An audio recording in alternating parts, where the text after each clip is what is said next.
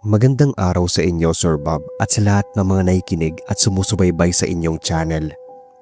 Itago niyo na lang akong Sarina, taga Cardona, Rizal. Simula nang maranasan namin na makakita noon ng sinasabing isang uri ng aswang, ay nakahiligan ko na ang manood at makinig ng mga katatakutan. Pero wala pa akong napainggan ng katulad sa nakita namin ng gabing yon sa biyahe. Magsesemana Santa noon at pinagplanuhan na ni na Papa ang pagpunta sa Zambales. Halos taon-taon kasi kaming nagpupunta sa Zambales at nahinto lang nung mag-pandemic. Pandemic ko din unang narinig ang mga kwento nyo. Sabi nila, kapag Semana Santa ay patay ang Diyos at marami ang nangyayaring kababalaghan. Marami ding lumalabas na mga elemento at nilalang ng dilim. Kaya pinag-iingat talaga kami noon kapag magmamahal na araw na. Medyo hapon na kami nakaalis dahil sa may hinintay pa kaming kamag-anak na sasama. Sakay ng isang van noon ay lumarga na kami papuntang Zambales. Mag-aalas 6 nang dumaan kami noon ng Pampanga. Huwebes Santo na yon at may nakikita na kaming mangilan-ngilan na naka-costume ng pangsinakulo. Dala namin yung 2 aso at panay-tahol nila nang madaanan namin ang mga taong yon. Nang padaan na kami sa baryong wala gaanong kabahayan ay nagdahan-dahan na ng patakbo ng sasakyan si Papa. Nasa 8 kaming sakay ng van noon. Ako, si Mama, si Papa, Kuya, yung bunso namin at yung mag-anak ng tiyo namin. Iisa pa lang yung anak noon ng kapatid ng bunso ni Papa. Katabi sa unahan ni tiyo si Papa. Narinig namin na pareho silang napasinghap at biglang napapreno si Papa. Nang tanungin namin kung anong nangyari ay hindi agad sila nakasagot. Pumusina ng ilang beses si Papa. Nagsipaglapitan na rin sa unahan noon para tingnan kung ano yung binubusinahan niya. Hindi masyadong malinaw pero may nakita akong figura ng lalaki na nakatayo sa may dinadaanan namin. At kahit anong busina ni Papa ay hindi ito umaalis. Ang sabi nila ay matangkad daw yon na may kapayatan. Ang pinagtataka nila ay hindi ito humaharap sa amin. Nakatalikod lang daw ito. Napansin ni Tiyo na mahaba ang liig ng tao. Muli pa yung binusinahan ni Papa. Nilabas na rin niya yung ulo sa bintana at sinabihan niyang tumabi pero hindi pa rin ito natitinag. Medyo naiinis na rin kami noon dahil nga gabi na at medyo malayo pa kami sa Zambales. Alam kong pagod na rin sina Papa. Ganoon na lang yung kilabot na naramdaman nila nang makita nilang unti-unting umiikot paharap ang ulo nung sinasabing lalaki.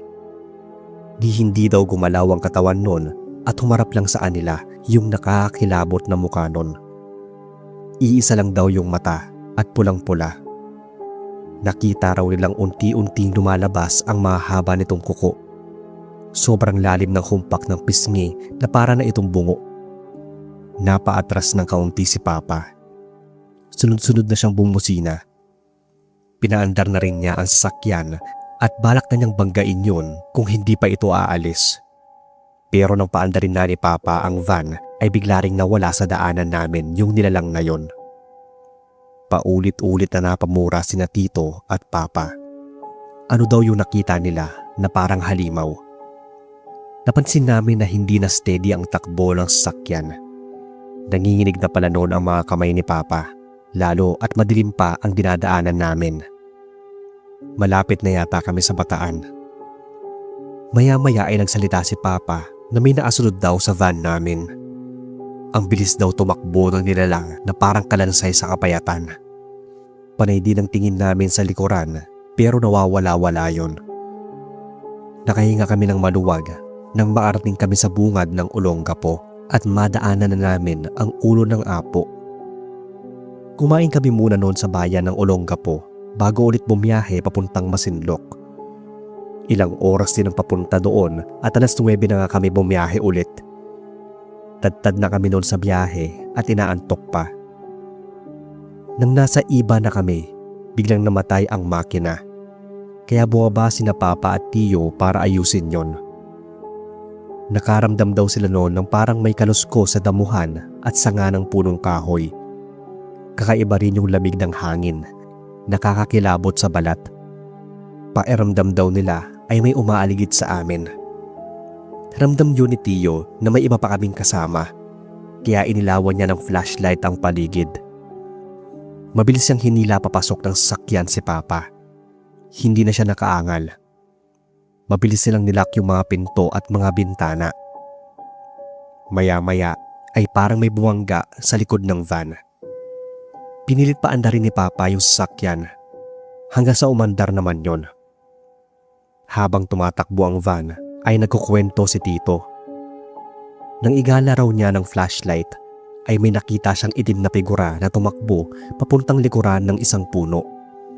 Kitang-kita niya na namumula ang mga mata nun, kaya agad niyang hinila si Papa dahil baka daw bigla silang atakihin ng kung ano man yon.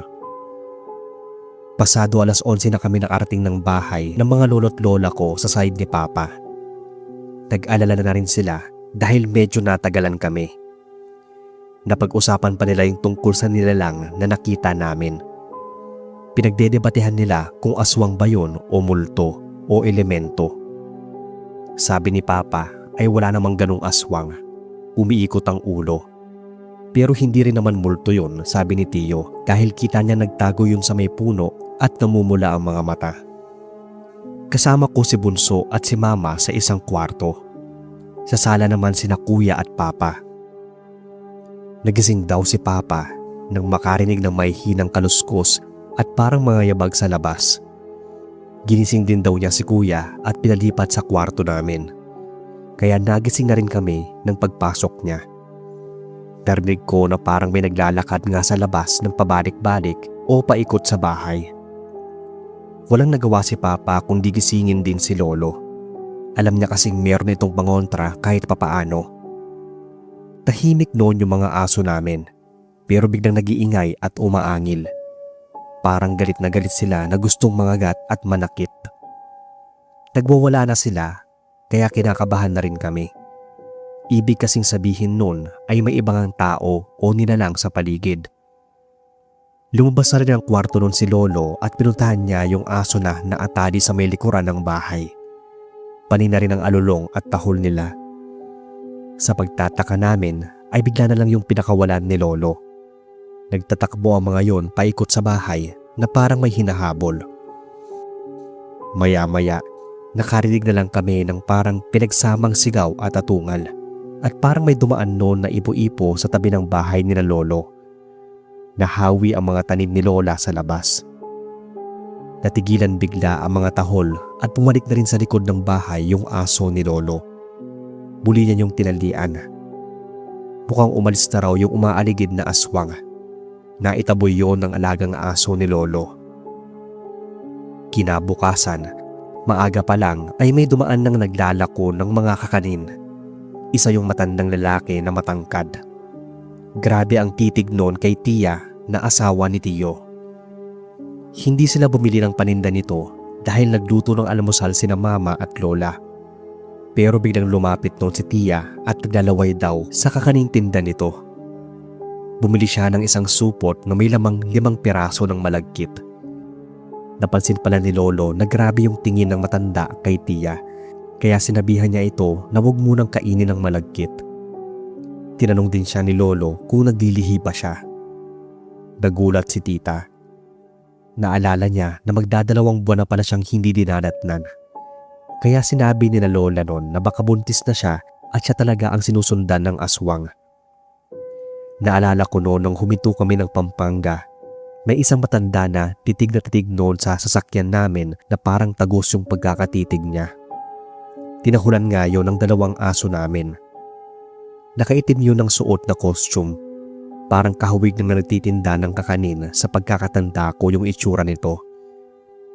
Nakakakilabot naman kung siya nga yung aswang na sumusunod sa amin simula pa sa Pampanga at papaanong mabilis itong nakarating sa Masinloc. Sabi ni Lolo ay maraming kakayahan daw ang ganong uri ng nilalang.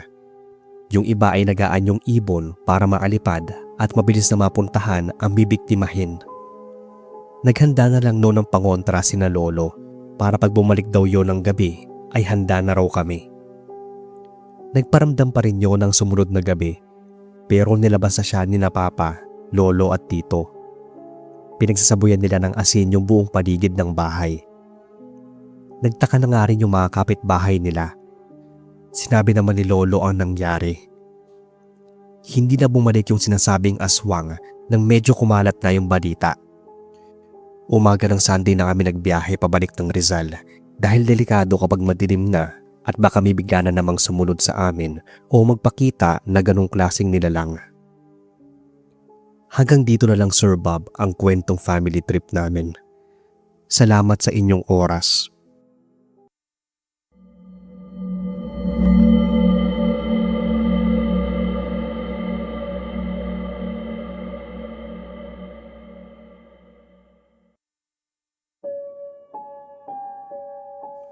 Magandang gabi sa inyo, sir, at sa lahat ng mga listeners. Tawagin na lang akong Bless, taga Siquijor. Pero hindi po ako aswang tulad ng iniisip ng iba na apag taga Siquijor, kung hindi aswang mangkukulam. Isa po akong ordinaryong tao na mahilig lang din makinig ng mga kwentong katatakutan. Biro lang naman po yung sinabi ko kanina. Gusto ko rin ibahagi itong karanasan ko noong nasa high school pa lang. Nasa third year high school ako nung mangyari to, taong 2014. Namatay noon yung lolo ko, tati ng mama ko dito din sa Siquijor. Halos magtatatlong linggo din siyang ibinurol noon na masyado nang matagal. Andun din halos yung mga kamag-anak namin at mga kaibigan ni lolo. Nung binuburol pa lang si lolo noon ay may iba na kaming nararamdaman sa paligid. Hindi namin matukoy kung sino sa mga bisita ang may kakaibang amoy na yon. Madalas pang mag-brown out, kaya pinapabantayan sa aming maigi yung kabaong ni lolo. Sa dami ng bisita at hindi namin kilala yung iba, baka may nakahalo na doon na mangadok. Ito yung sinasabi nilang aswang na kumakain ng katawan ng patay at kaya nitong maging invisible. Noon lang din ako nakarinig na may ganun palang aswang. Kaya todo bantay kami ng mga pinsan ko lalo na kapag brown out. Sabi ng isang tiyahin ko noon ay may isang matandang babae na panay ang tingin sa kabaong ni lolo. Hindi raw nila kilala yon. Pero bigla din yung nawala nang tabihan nyo ng isa naming tiyahin. Tinanong kasi niya kung taga saan yon at kung saan niya nakilala si lolo. Nung huling gabi na ay andun ulit yun pero saglit lang naman namin itong nakita. Hindi rin ito kumain. Nang ililibing na si lolo, ay medyo nahirapan ang mga tiyuhin namin at si papa sa pagbubuhat ng kabaong niya. Dito kasi sa amin noon ay mano-mano pa at kaanak ang nagbubuhat ng kabaong. Di tulad ngayon na mga tauhan na ng punerarya ang nagbubuhat. Takang-taka si na papa. Ang payat lang naman ni lolo pero nahirapan silang buhatin ang kabaong na sobrang bigat daw. Kahit ilan pa silang nagbubuhat ay nahirapan pa rin sila. Parang may naadagan daw na mabigat na bagay sa loob ng kabaong ni lolo. Pero nairaos din ang libing. Pinabantayan niyo ni na papa sa sepulturero. Hanggat hindi raw natutuyo ang semento ng lapida ay huwag iiwan ang puntod. Sumunod na araw ay nagkaroon kami ng family outing. Kasama pa namin doon si lola na asawa ni lolo naming namatay. Ayaw sana niyang sumama dahil may sakit din siya. Pero gustong sumama na mga tiyahin ko at walang may iwan sa bahay. Kaya napilitan na ring sumama si lola nun. Nag-arkil na kami ng jeep at nagpa-reserve ng malaking cottage sa isang resort. Mahina na si lola nun at masalo siya ng hina nang mawala si lolo. Pero gusto din namin siyang ilabas at mag-enjoy kahit papaano. Nang paalis na kami ng bahay, ay nakita naming andoon sa may di kalayuan ang matandang babae na nakita namin sa burol ni lolo. Nakatayo yun at nakamasid sa amin. Kinawayan pa nga yun ng isang tiyahin ko pero wala yung reaksyon. Nang nasa biyahe na kami, Sir Bob, ay panay ang sabi ng driver na parang may naasabit daw sa likod. Umaga kami umalis pero makulimlim na at parang uulan. Wala namang naasabit dahil yung ibang lalaki ay sa bubong ng jeep nakaupo. Kaya takang-taka kami dahil panay silip ng driver sa salamin at lilingon. Si Tia at yung pinsan kong lalaki ang katabi ng driver. Naasilip na rin sila sa rear view at side mirror. Wala naman silang nakikita kapag dililingon nila. Pero ganoon na lang yung kilabot nila na totoo may nakasabit daw nang tingnan nila ito sa salamin. Para daw yung matandang babae. Lalo kaming nangilabot dahil hindi naman namin ito nakikita. Saglit na hininto ng driver ang jeep. Sumilip pa siya noon sa ilalim. Bigla na lang siyang napaatras dahil may pusang itim sa ilalim ng jeep. Mabilis siyang sumakay at pinaandar yon. Nanginginig pa raw yung mga kamay ng driver at panisabi nito na may nakasunod sa aming aswang. Panay pa rin yung tingin niya sa salamin. Napabugay ito ng hangin. Wala na raw yung nakasabit. Naging tuloy-tuloy na ang biyahe namin noon. Naarating kami ng resort na walang aberya. Pinagpahinga lang namin si Lola sa isang kwarto. Naghanda na rin kami ng mga kain. Kasama nun ni Lola yung isa kong pinsang babae na bata sa akin ng 2 taon. Nagbanyo lang daw siya saglit. Pagbalik niya ay naabutan niyang nakabukas na yung bibig ni Lola at naatingala sa kisame. Hindi raw ito kumukurap. Nang lapitan niya ay napansin niyang putlang-putla na yung mukha ni Lola. Nanginginig daw siyang lumapit dito. Nang kapain niya yung pulso ni Lola at ilapit ang daliri sa may ilong nito, doon na namin siya narinig na nagsisigaw. Mabilis kami pumasok sa kwarto ni Lola at ganoon na lang yung pangingilabot namin nang makitang halos mapugtuan na ng hininga yung pinsan ko kakaiyak. Kinuwento niya yung nangyari. Wala man lang daw siyang narinig noon kay Lola. Hindi rin kami maapaniwala. Nagpunta kami sa resort na yon para sana makalimot at paapag-relax. Pero isang malungkot na pangyayari ang sumalubong sa amin. Sobrang nakakapagtaka noon na bigla na lang binawian ng buhay si Lola. Samantalang maayos pa naman siya nang pumasok ng kwarto. Wala ring punerarya na pumunta doon nung araw na yon. Kinabukasan pa, kaya andoon lang sa kwarto si Lola. Nang gabing yon ay andun kami magpipinsan sa kwarto ni Lola dahil pinabantayan sa amin yung katawan niya. Sina Mama naman ay naghahanda ng hapunan. Habang abala sina Papa at yung ibang kalalakihan sa iihawing mga ulam, nagulat na lang kami noon nang biglang nagsipag-alulungan yung mga aso sa di kalayuan. Alam niyo yung alulong na katulad sa mga horror movies na parang may nakita silang nakakatakot. Mag-asawang katiwala lang noon ang naiwan sa resort at sila ang lumabas para tingnan kung ano daw yung inaalulungan ng mga aso. Natakot kami kasi nga sunod-sunod yung alulungan. Sabi ng mga kalalakihan noon na nasa labas ng nirentahan naming cottage house ay may narinig silang kakaibang huni. Parang pinagsamang huni ng ibon at butiki. Malakas daw yun nung una, pero nung tumagal ay pahina ng pahina. Kaya inakala nilang ibon yon na papalayo na. Pero ganoon na lang yung gulat namin na may marinig kami kaluskos sa labas ng bintana ng kwarto ni Lola. Nang sumilip doon yung isa naming pinsang babae ay bigla itong natigilan. Dahan-dahan itong umaatras. Tinanong namin kung ano yung nakita niya pero hindi agad siya sumagot. Parang pigil pa nga yung hininga niya nun. Nang bigla na lang niyang naibulalas ng mahina ang salitang aswang. Kaya natakot na kami noon nang makitang nanginginig at halos hindi siya makapagsalita. Mabilis kami nagsipaglabasan sa kwarto ni Lola. Sinabi naming may nakita ngang aswang itong pinsan namin. Ayaw pang maniwala ni na Mama, pero nagsalita doon yung tiyuhin namin. May naamoy daw siyang masangsang na amoy na kakaiba. Parang nabubulok na laman. Inakala nga naming si Lola pero kakamatay lang niya. Biglang napasambit yung tiyuhin naming yon ng si Mama. Mabilis kaming nagsipagbalikan sa kwarto niya. Talagang kinilabutan kami nang makitang sira na yung bintana ng kwarto at may isang malaking pusang itim na mabilis na tumalon palabas doon. Hinabol pa yun ni na Papa sa labas pero nakalayo na ng tuluyan. Hindi na yun bumalik nung gabing yon. Kinabukasan, kinuha na ng mga taga-punerarya si Lola. Takang-taka pa si na Papa dahil na binubuhat siya sa kumot, sa payat niyang yon ay parang naging times 3 o times 4 yung bigat ni Lola. Parang ganoon na lang daw yung gulat na nag-iembalsamo sa kanya nang walang makuhang dugo sa katawan niya. Bigla ring humimpis yung katawan ni Lola. Nanuyot lang ang balat nito at nagsiliitan ang mga laman loob niya. Hindi namin alam kung anong nangyari kay Lola sa resort na yon. Pero ininsist ng pinsan kong nakakita ng aswang na yon na inaswang si Lola.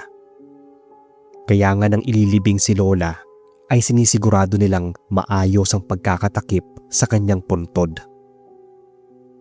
Ito lang ang kwento ng pamilya ko, Sir Bob. Sana ay mabasa nyo at mainarate sa channel.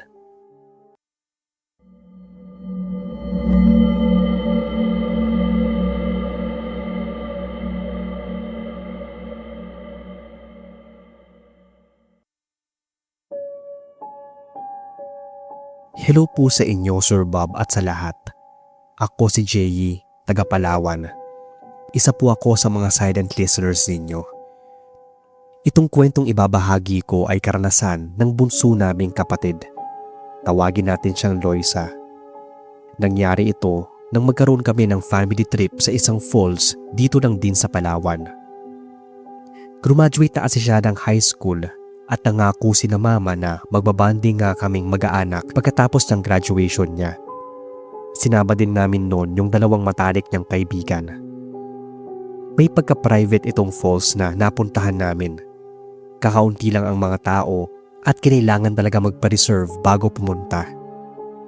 Sa sasakyan pa lang ay panay na ang kwentuhan ng mga kaibigan ni Loisa tungkol sa katatakutang nangyari sa school nila nung graduation. Pinagsabihan na nga sila ni na mama na huwag na nilang pag-usapan yung nangyari sa estudyanteng naposes nung araw na yon. Biyernes pa naman kasi nun.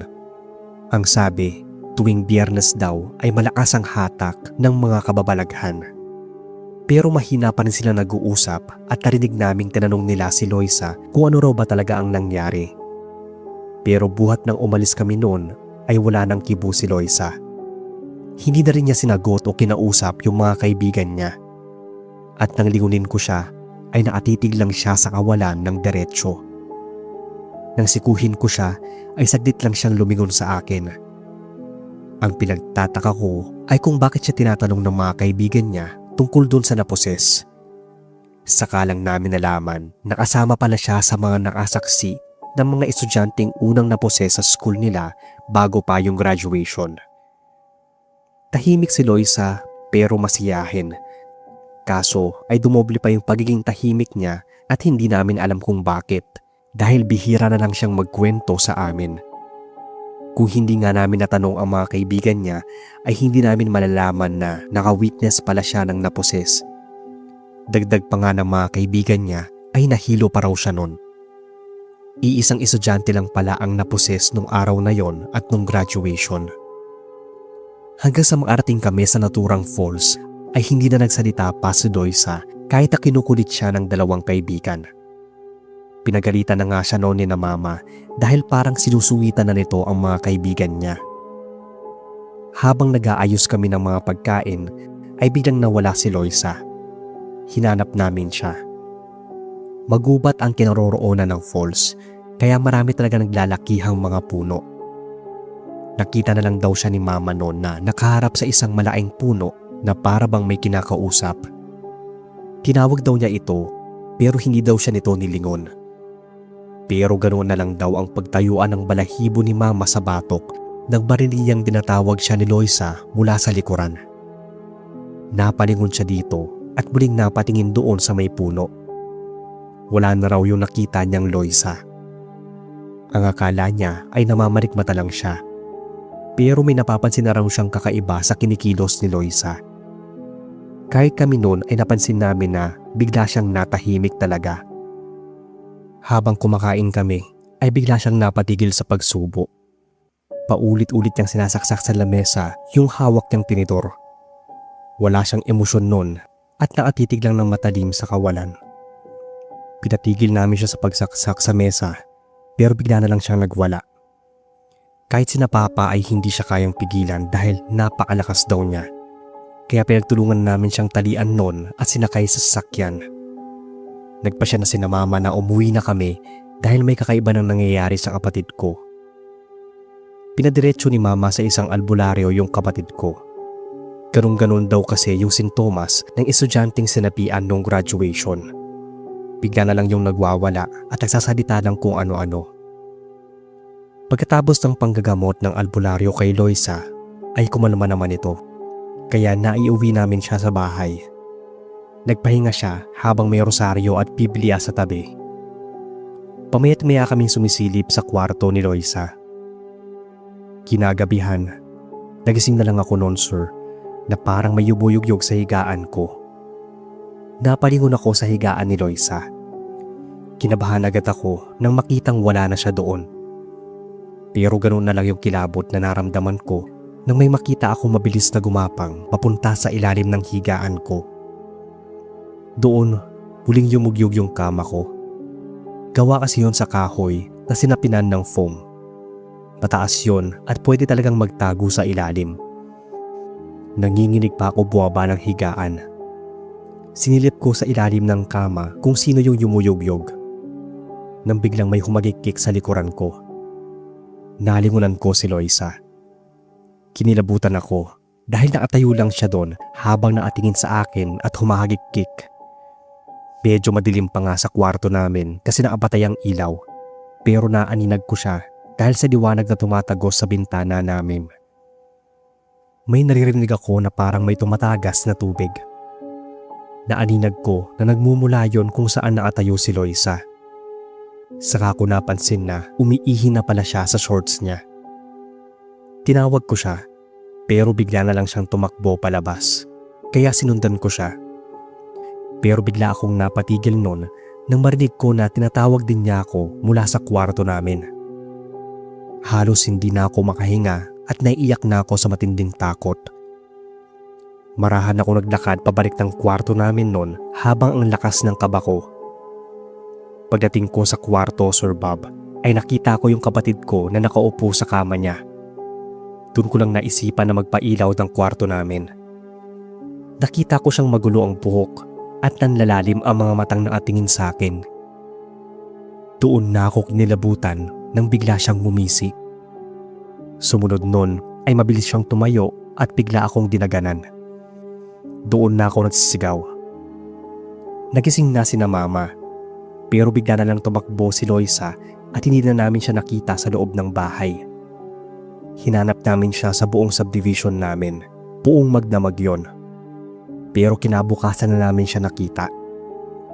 Nakaupo siya sa lilim ng malaking puno at tulala. Pinabless na nga namin siya sa isang pari at dinala sa albularyo. Isa lang ang sinasabi nila. May masamang espiritong gumagambala kay Loisa at sa isang puno raw ito naninirahan. Hindi namin alam kung sa school ba niya nakuha yon o doon sa private falls na pinuntahan namin. Ang bilin lang noon kina mama ay ilayo muna namin siya sa lugar namin dahil may malaking puno din malapit sa bahay. Pero pinakita ni na mama ang korte ng punong tirahan ng espiritong sumasanib daw kay Loisa. Kahawig daw yon ng punong nasa eskwelahan nila. Hindi namin alam kung paano at kailan nagsimula ang pagsapi sa kanya. Pero noong family outing namin ay may kakaiba na talaga sa kanya noon. Masiyahin kasi si Loisa. Pero that time, sobrang tahimik niya at halos hindi siya nakikipag-usap sa amin. Ilang beses pa siyang inatake ng sapi noon nang pinasya ni mama na dalhin muna siya sa lugar ni Papa sa Mindoro. Doon ay muli siyang pinagamot sa magaling na albularyo. Hindi naman daw masamang espiritu ang sumanib sa kanya. Isang engkanto raw. Kaya tumagal ang gamutan sa kanya dahil sa iba't ibang sinasabi nilang sumasapi sa kanya. Pinag-aagawan daw ang katawan niya kaya pa iba-iba yung sumasapi sa kanya. Inabot din talaga ng taon bago siya totally nagamot ng isang magaling na pari na isa ring exorcist. Simula nang gumaling siya ay hindi na kami bumalik sa falls na yon. Pinalipat na rin namin siya ng eskwelahan. Doon daw kasi nakatira yung engkantong sumapi sa kanya. Pinalipat na rin namin siya ng school para masigurado. Mahirap ipaliwanag kung paano nangyari. Pero sobrang vulnerable daw ng katawan at spirito ni Loisa at nasa verge na daw siya ng possession, kaya mabilis siyang nasasaniban. Ang isang pinaka nakakakilabot na karanasan ko sa kanya ay nung magising ako ng madaling araw. Nagbabanyo kasi ako noon sa may kusina namin, kaya lumabas ako ng kwarto. Bago ako lumabas ay nakita ko pa siyang nakahiga sa kama niya. Pero ganoon na lang yung gulat at takot ko nang makita ko siyang nakatayo na sa may kusina namin. Iniisip ko kung paano nangyari yun. Pero nung pailawan ko ay bigla siyang nawala doon. Alam nyo ba na hindi na ako nakaihi dahil sa sobrang kilabot? Doon na ako dumiretso sa kwarto ni na mama. Ginising ko sila noon at pareho naming nakita si Loisa na tinatakpan niya ang tenga at inuuntog ang ulo sa dingding. Inawat pa nga siya ni Papa pero tinulak siya ni Loisa. Kaya pinagtulungan namin siyang igapos noon. Nang mahimasmasan siya ay doon na pinasya ni na mama na iuwi siya ng Mindoro at ipagamot. Ilang taon na rin po nangyari at tulad nga ng sabi ko ay magaling na ngayon si Loisa. Wala siyang matandaan sa lahat ng mga nangyari noon sa kanya o sa mga ginawa niya nung may sumasapi pa sa kanya. Maraming salamat sir sa inyong oras sa pagbabasa ng aking kwento. God bless po sa inyo.